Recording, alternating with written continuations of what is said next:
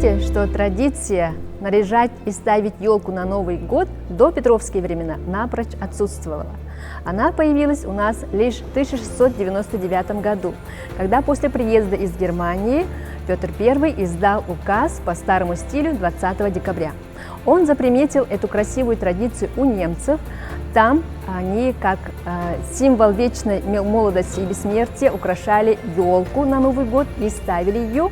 Эта традиция показалась Петру I очень красивой, и в этом указе он написал, что отныне в каждом доме должны ставить под Новый год елку и украшать ее.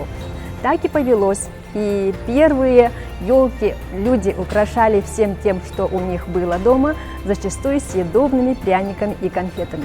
Потом, после празднования, все хором их съедали.